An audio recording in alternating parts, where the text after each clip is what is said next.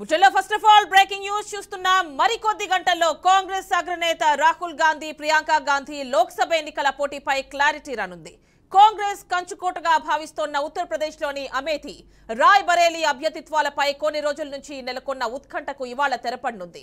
కాంగ్రెస్ అధ్యక్షుడు మల్లికార్జున్ ఖర్గే అమేథీ, రాయ్ బరేలీలో పోటీ చేసే అభ్యర్థుల పేర్లను ఇవాళ ప్రకటించనున్నట్లు సమాచారం.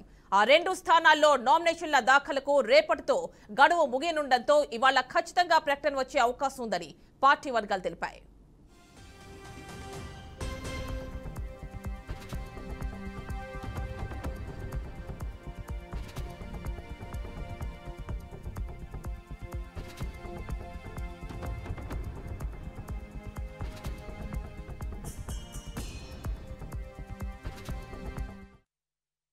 అమేథీ, రాయ్ బరేలీ నుంచి రాహుల్ గాంధీ, ఆయన సోదరి ప్రియాంక గాంధీ పోటీ చేస్తారని ప్రచారం జరిగింది.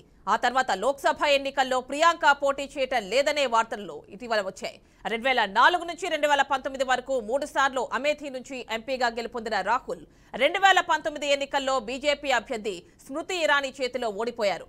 ఆ తర్వాత ఆయన కేరళలోని వైనాడ్ నుంచి పోటీ చేసి గెలుపొందారు. ఈసారి కూడా అక్కడి నుంచే పోటీలో నిలిచారు. దీంతో అమేథీ, రాయ్ బరేలీలలో పోటీకి గాంధీ కుటుంబం వెనకాడుతోందని బీజేపీ విమర్శలు గుప్పించింది.